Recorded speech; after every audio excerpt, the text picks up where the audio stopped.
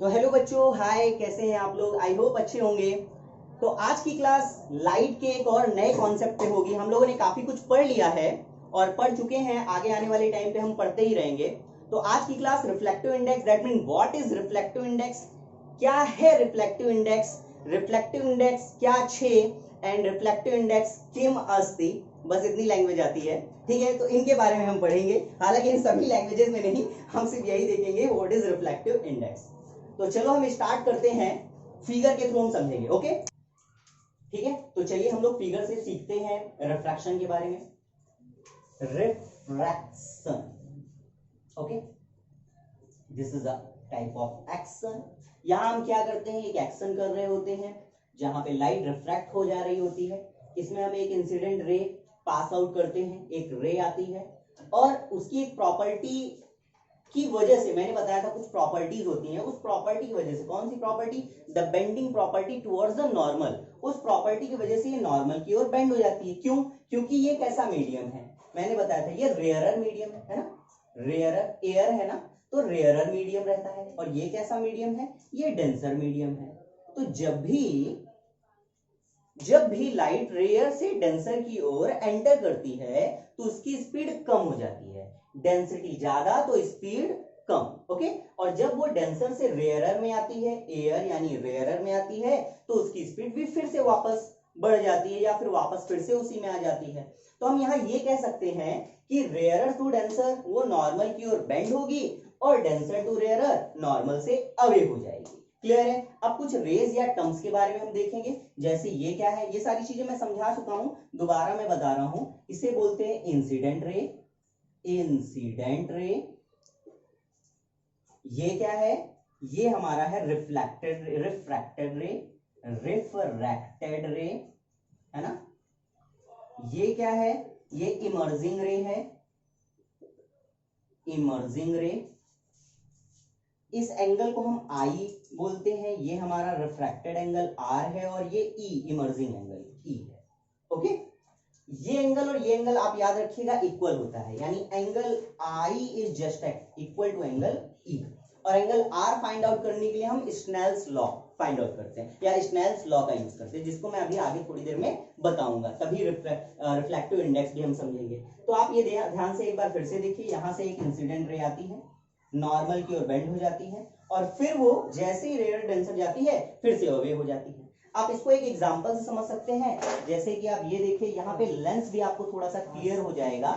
आप ऐसे समझिए, लाइक दिस, ये वाटर ग्लास, मैंने ग्लास में एक वाटर मतलब वाटर लिया और इसमें मैंने पेन इस तरीके से, आप देखिए जैसे ये इंसिडेंट रे आई है ना, ऐसे इसी तरीके से मैंने भी एक रे या फिर पेन उसको उसी एंगल से डाल दिया। अब यहां से एक नॉर्मल जाएगा और आप ध्यान से देखिए जरा इस पेन को, भाई नाच मत यार, माइकल जैक्सन के घर से आया है क्या? तो अगर ध्यान से देखोगे तो ये हल्का सा बेंड हो गया होगा, हल्का सा बेंड हो गया होगा, दिख नहीं रहा होगा तो ये ध्यान से देख लो, यहां से ये रे आई, ये नॉर्मल, और ये देखो बेंड हुआ कि नहीं, आई होप देखिए आपको दिख रहा होगा। तो ये फिनोमिना, और आपको थोड़ा मोटा मोटा भी दिख रहा होगा, ये रिफ्रैक्शन की वजह से है, ये रिफ्रैक्शन की वजह से है। स्पेक्ट्रम ऑफ लाइट आप देखे होंगे कि हमारे एटमॉस्फेयर में ब्लू कलर की का पूरा ब्लू आई मीन आसमान दिखता है, या कभी कभी रेड कलर दिखता है ना, वो रिफ्रैक्शन की वजह से, एटमॉस्फेरिक रिफ्रैक्शन की वजह से स्पेक्ट्रम हो जाती है सारी रेज। वो आगे ह्यूमन आई में एक्सप्लेन करूंगा, तो उस पर आप चौंकी मत। हालांकि ये लेंस की तरह भी वर्क करेगा ना, ये वाला सरफेस लेंस की तरह भी वर्क कर रहा है, इसकी वजह से भी इमेज काफी एनलार्ज दिख रही है। बट अभी हम यहाँ रिफ्रैक्शन पढ़ रहे हैं, तो यहाँ से एक इंसिडेंट रह गई और नॉर्मल देखिए नॉर्मल की ओर बेंड कर गई। अब मैं इसको धीरे धीरे निकाल रहा हूँ, ये सीधा हो गया, तो जादू, ये देखिए टेढ़ा हो गया, है ना। तो ये चीज है। अब अगर मैं इसको इस तरीके से सामने दिखाऊं तो ये आपको इमेज काफी ज्यादा एनलार्ज दिख रही होगी, एनलार्ज इसे बोलते हैं spectrum of light, okay, spectrum of light, okay. तो चलिए इतना आपको क्लियर हो गया होगा। मैं कुछ और एग्जांपल आपको दिखाता हूं जिससे आपको और भी क्लियर हो जाएगा कि ये रिफ्रैक्शन ऑफ लाइट कैसे हो जाता है रेयरर टू डेंसर। तो ध्यान से देखिएगा, ठीक है। मैं यहां पे एग्जांपल ले रहा हूं, जैसे एक एग्जांपल ले लेते हैं हम लोग, यहां पे एक नॉर्मल से ये रोड है हमारी, नॉर्मल रोड जहाँ पे सब लोग चलते रहते हैं, इधर उधर घूमते रहते हैं। तो हम एक रोड ले लेंगे, ठीक है। तो मैंने यहाँ पे लिख दिया this is a road simply, जहाँ पे गाड़ी साड़ी है ना, गेड़िया वेड़िया आप मारते हैं। अब रोड के जस्ट बाजू में थोड़ी सी प्लेस पर हल्का सा कीचड़ आ गया, ये हमारा कीचड़ है, ठीक है, मड, ओके। देन फिर से रोड आ गया, इसके बाद फिर से हमारा रोड वाला स्लॉट आ गया, ये फिर से हमारा रोड आ गया, ठीक है। अब एक काम करता हूं, यहां पे मैं अपनी ऑडी लेकर आता हूं और ऑडी चलाता हूं। हालांकि ऑडी अभी अभी जस्ट फट गई क्योंकि मैं जल्दी में रहता हूं, 2 टुकड़े हो गए। चलो देखो जाते हैं। तो मैं आधी गाड़ी लेकर आता हूं और इसको चलाता हूं। अभी देखो, अब ये हल्का सा मुड़ रही है एक्चुअल में, ठीक है। मैं क्योंकि ये देखिए ये रे हल्की से ऐसे टेढ़ी आ रही ना, तो मैं यहां से ऐसे करके लिया रे लेकर आ रहा हूं। ये अब बताइए कीचड़ में कौन सा पहले पहिया आया? ये रे ऐसी आ रही है टेढ़ी में थोड़ी सी, तो ये वाला पहिया पहले से कीचड़ में आ गया। तो जब ये मड में आएगा, कीचड़ में आएगा, तो कीचड़ में इसकी स्पीड क्या हो जाएगी? कम हो जाएगी, और इसकी स्पीड तो वैसी की वैसी नॉर्मल, यानी अगर कंपैरिजन करें तो इसकी ज्यादा और इसकी कम। तो ये क्या है ना, अपनी फोर्स की, अपनी स्पीड की वजह से एक फोर्स क्रिएट करेगा जिससे इस गाड़ी को हल्का से टर्न कर देगा। और ये चीज आप देखते हैं नॉर्मली, अगर कभी गाड़ी फंस जाती है कीचड़ में तो हल्की सी घूम जाती है। तो अब ये यहां से आ रही है, तो चलो मैं एक अपने साथ पेन ले लेता हूं, यहां से ऐसे करके रे आ रही हाथ, और जैसे टर्न करेगी वैसे घूम जाएगी, ऐसे करके, और ज्यादा घुमा दिया ना, ऐसे घूम जाएगी, ओके। तो ये घूम गई, अब ये सीधे एकदम स्ट्रेट जाने लगेगी फटाफट, तो ये देखो स्ट्रेट जाने लगी। लेकिन जैसे ही बाहर आएगी, ये वाला पहिया पहले आ गया और ये वाला बाद में, तो ये फिर टर्न होगी और ऐसे चली जाएगी, मतलब थोड़ा सा दूर हो जाएगी, आप ऐसे बोल सकते हैं टर्न किया ऐसे चली जाएगी। तो जैसे बाहर आएगी फिर से नॉर्मल वही स्पीड, एक बाहर एक अंदर। तो ये फिनोमिना आप देख लेंगे, यहाँ पे ये रेज वगैरह मिट चुकी हैं, ठीक है। तो ये डेली लाइफ में आप काफी देखते होंगे। तो ये रिफ्रैक्शन का एग्जांपल है, कैसे हुआ। अब देखिए ये कैसा मीडियम हमारे लिए रेयरर, और ये हमारे लिए डेंसर हुआ ना, इसके कंपैरिजन में डेंसर हुआ। तो रे क्या हो गई, थोड़ी सी बेंड हो गई, और वो मैंने बताया था। और ये फिर से हमारा कैसा आ गया, रेयरर मीडियम आ गया, तो फिर से अवे हो गई। तो सेम एग्जांपल आप डेली लाइफ से इसको अटैच कर सकते हैं। क्लियर है? आई होप क्लियर हो गया होगा, ठीक है। ग्लास स्लैब का भी एग्जांपल मैं एक्सप्लेन करने की कोशिश आपको करता हूं, अगर आपको समझ में आता है तो दी बेस्ट है। फटाफट इसको आप नोट कर सकते हैं, ओके। तो आप नोट कर चुके होंगे। अब यहां से हम 2 लॉज, अच्छा बहुत सारे बच्चों का प्रॉब्लम होगा, सर पिछली बार आपने एक स्ट्रेट लाइन शो कर दी थी। बिल्कुल कोई दिक्कत नहीं, मैं उस बार मैंने बताया था बहुत ऐसे केसेस आएंगे जब स्ट्रेट लाइन भी मिलेगा, और ऐसे केसेस भी आएंगे जब वो एक दूसरे से अवे भी हो रहा होगा, जैसे कि यहाँ पे देखिए, है ना, थोड़ा सा एक दूसरे से डिस्टेंस पे या पैरेलल शो कर रहे हैं। क्योंकि अगर मैं बोलूं कि ये लाइन और एक लाइन इसके ऊपर से ऐसे जा रही है, मतलब टच करते हुए नहीं, ऊपर से ऐसे जा रही है, तो वो भी तो उसके पैरेलल ही हुई ना, वो भी तो उसके पैरेलल ही हुई ना। तो जो लाइन मीट हो रही थी वो भी तो उसके पैरेलल ही थी, तो वो जो कंडीशन बताई थी वो भी पैरेलल है, और यहाँ पे भी पैरेलल है। तो ये रेज एक दूसरे के पैरेलल आएगी। इसका एग्जांपल मैं नेक्स्ट वीडियो में एज अ एक्सपेरिमेंट करते हुए आपको दिखा दूंगा, एक लाइव एक्सपेरिमेंट, आपको समझ में आ जाएगा कि ये जो फिनोमिना है ये एक्सपेरिमेंटल है, ऐसे बनाया नहीं गया है, ठीक है। तो फिलहाल आप याद रखिए ये फिनोमिना बनता है। अब इसके बीच में ये देख सकते हैं आप, ये जो डिस्टेंस अगर मैं ऐसे बता देता हूं, मान लो ये रे और ये रे इसके ऐसे सामने में रखता हूं, ये देखिए, और इसके सामने एक रे और जा रही, आपको दिख रही है क्या? नहीं दिख रही ना। तो ये रे आपको अब नहीं दिख रही है, क्यों? बट ये पैरेलल है, ये देखिए है कि नहीं पैरेलल। तो सेम फिनोमिना बता रहा हूं। अभी ये थोड़ा सा उधर चली गई तो पैरेलल आपको दिख रहे, अगर ऊपर जाती तो सेम लाइन पे रहती। तो अब इसके बीच में आपको एक डिस्टेंस दिख रहा होगा, ये एक पर्टिकुलर शिफ्ट दिख रहा होगा, ये रे थोड़ी सी शिफ्ट हो गई।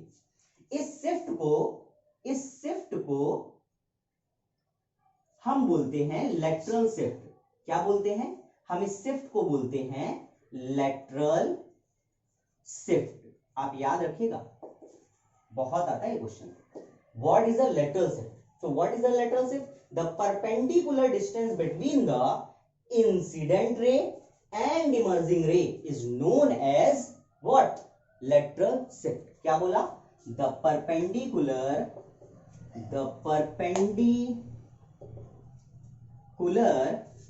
distance between incident ray and emerging ray is known as lateral shift.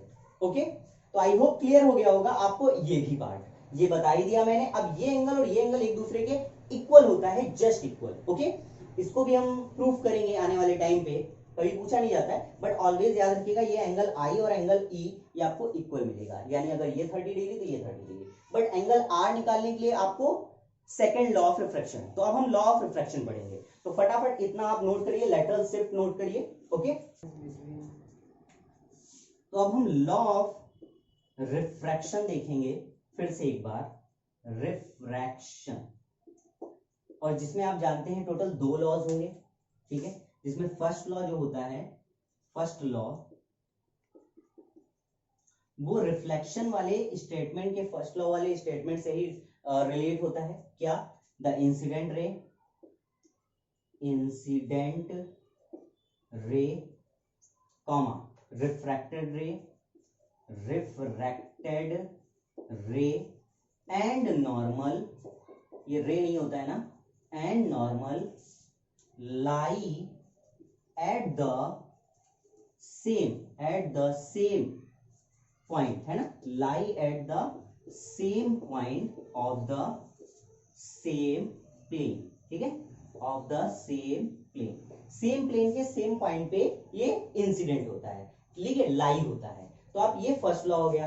अब सेकेंड लॉ देखते हैं, जिसे हम क्या बोलते हैं, स्नेल्स लॉ, सेकेंड लॉ। अब सेकेंड लॉ देखते हैं, जिसको हम स्नेल्स लॉ के नाम से भी जानते हैं, स्नेल्स लॉ, यानी स्नेल नाम के साइंटिस्ट ने इसको अप्रूव किया था, बताया था। तो क्या बताया था उन्होंने बताया था द रेशियो ऑफ, स्टेटमेंट लिख चुका हूं मैं, तो मैं डायरेक्ट लिख देता हूं, the ratio of sine i to the sine r is equal to the, मतलब is always constant in any situation. उस कांस्टेंट को मैं म्यू बोलता हूं या फिर एन से डिनोट करता हूं, एन, ठीक है।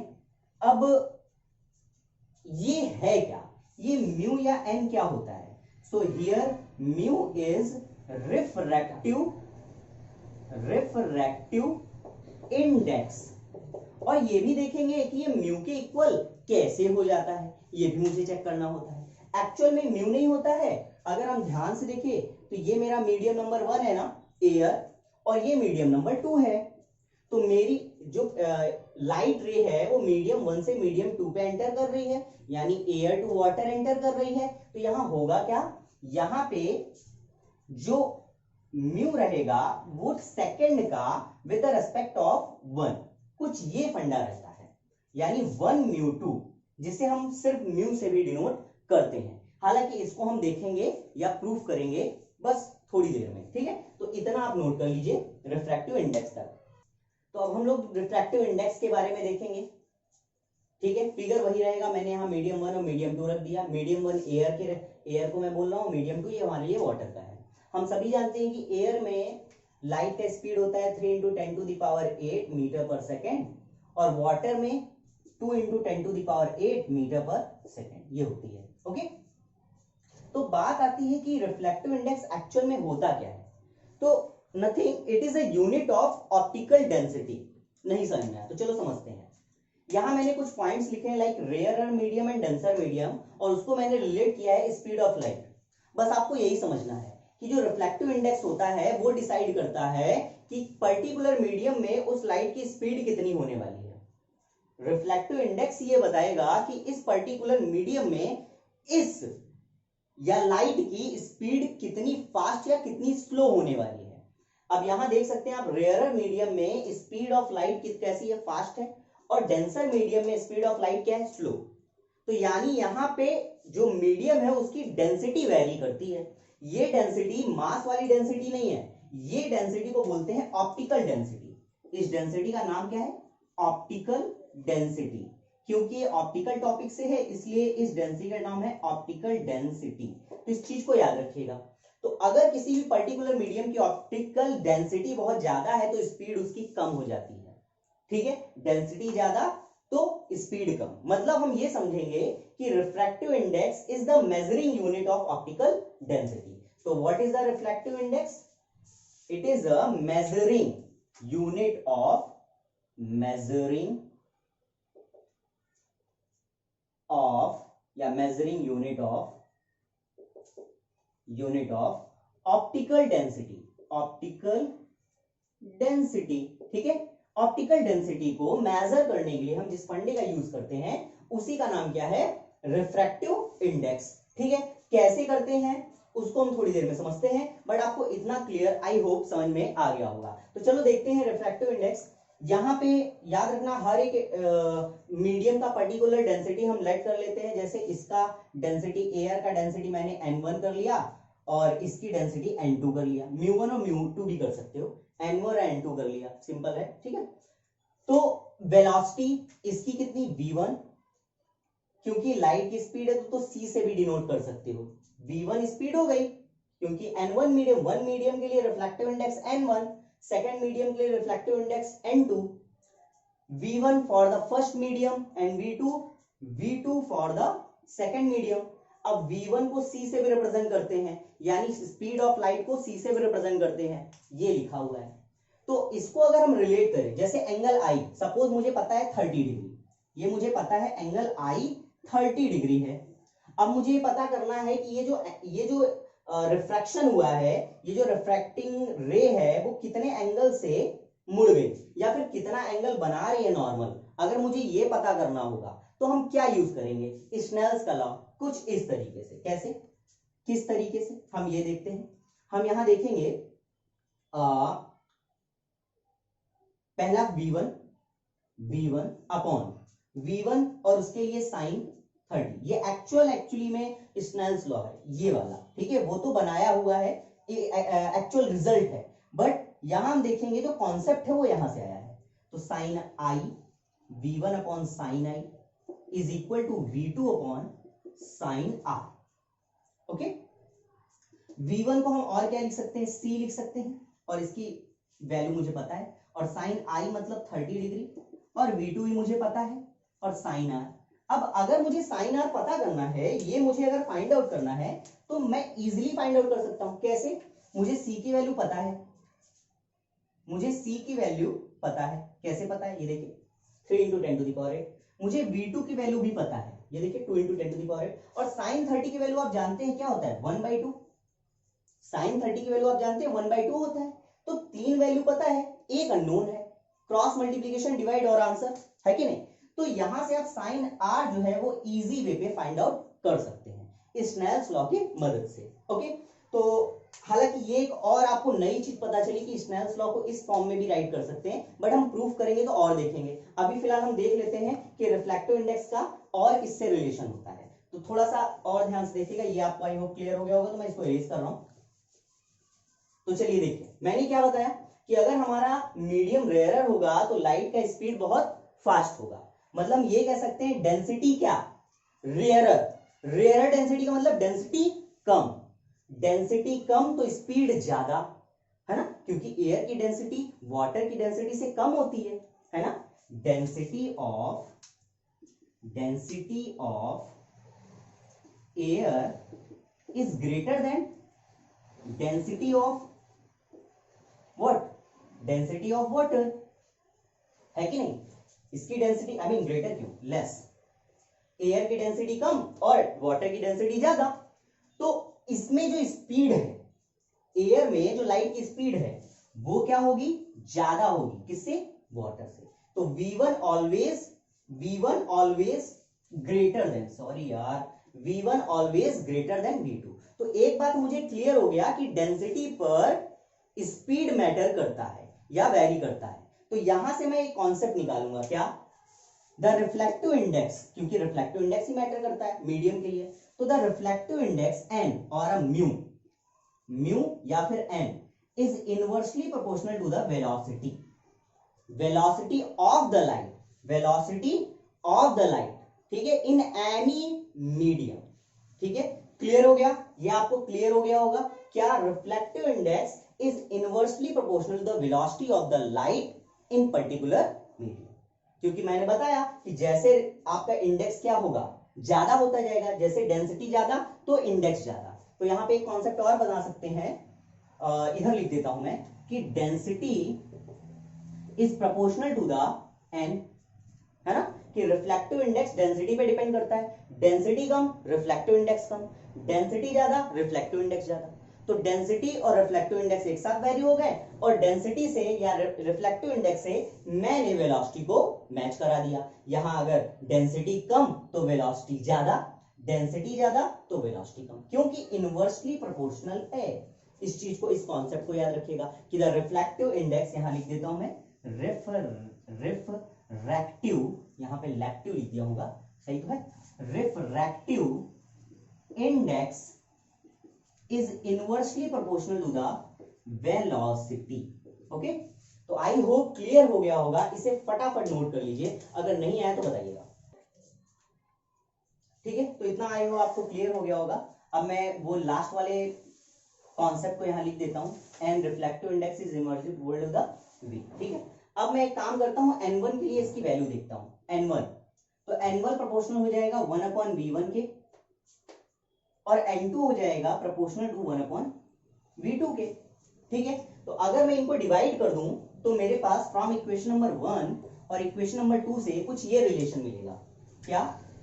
That n1/n2 is equal to the 1/ मैं इज इक्वल टू प्रोपोर्शनल, क्योंकि ये एक कौन सा रेशियो निकाल रहा है ना, तो यहां से प्रोपोर्शनल हट जाएगा। के ऐसा मान लो, सपोज दैट के वी कर लोगे और ये के v2 कर लो, के से के कट जाएगा तो v1/v2 आ जाएगा, या v2/v1।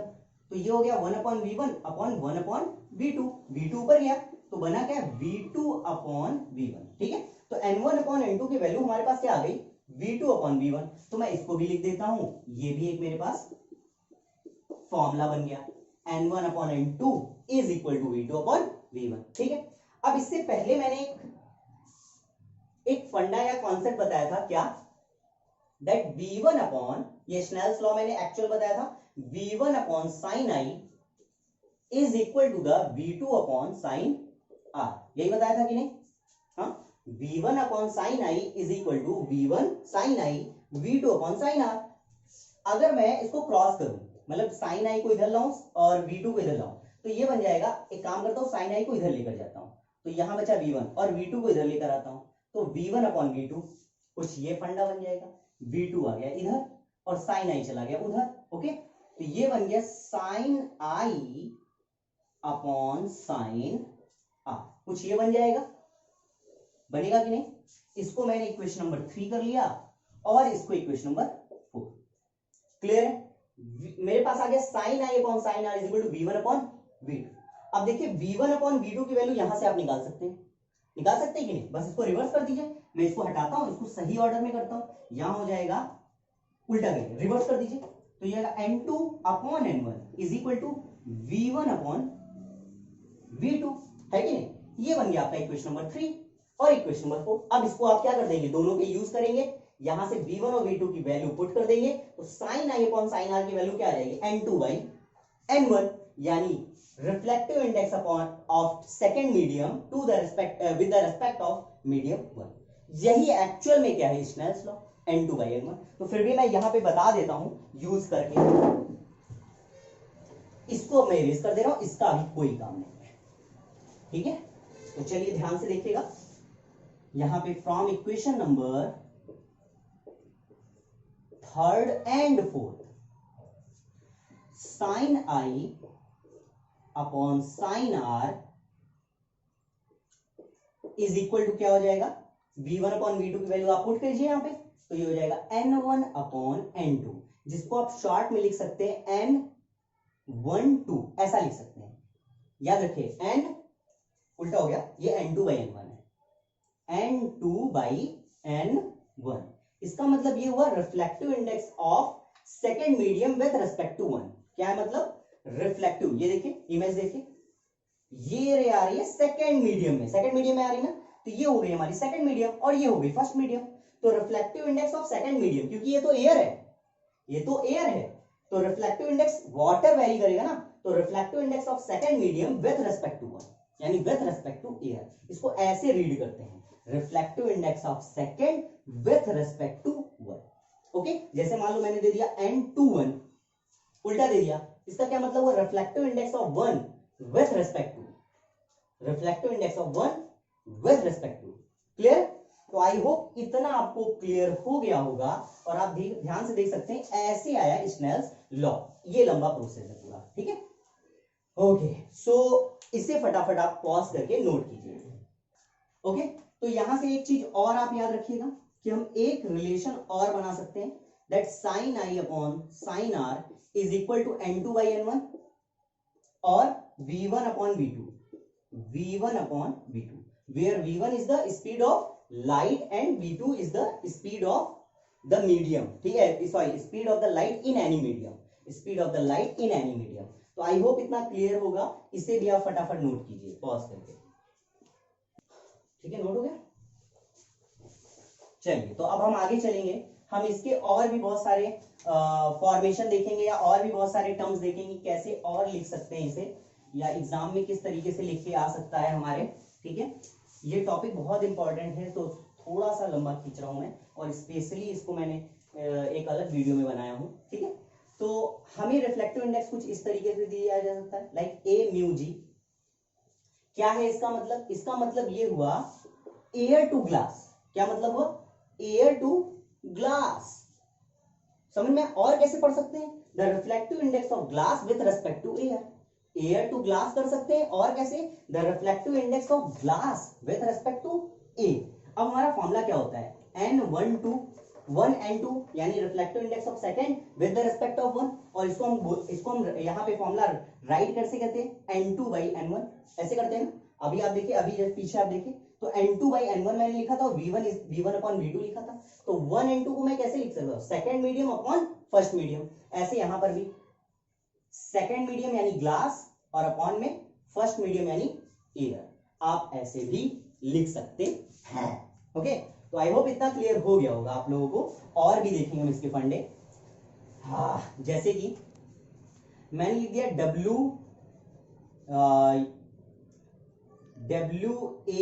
WAG, आई मीन ए नहीं, यहां मैंने लिख दिया W म्यू जी।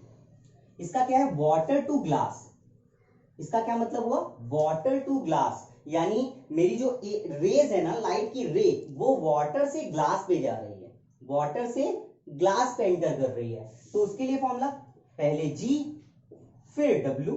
ओके, लेकिन अभी यहां पे एक गायब है, एयर, तो आप एयर लगा सकते हैं, क्योंकि एक यूनिवर्सल मीडियम है क्या? एयर। हर एक रे एयर से तो आएगी आएगी, यानी ए म्यू जी और ए mu W.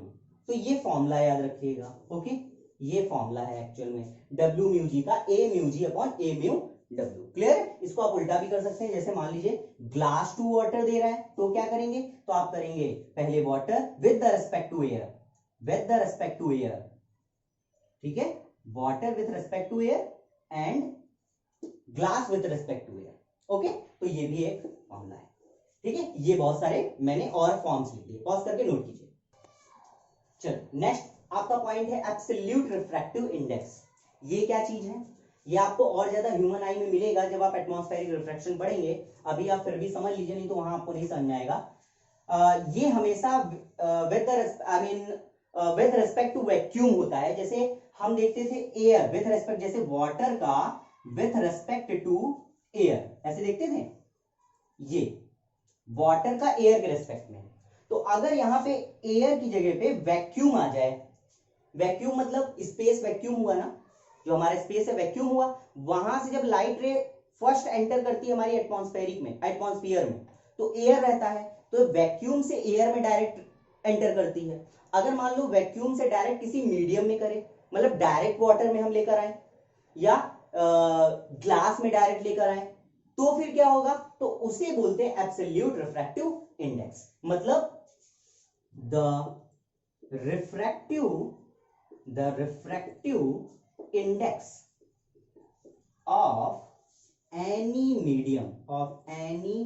medium with respect to, notes बनाते रहिएगा भैया, नोट्स बनाते रहिएगा, with respect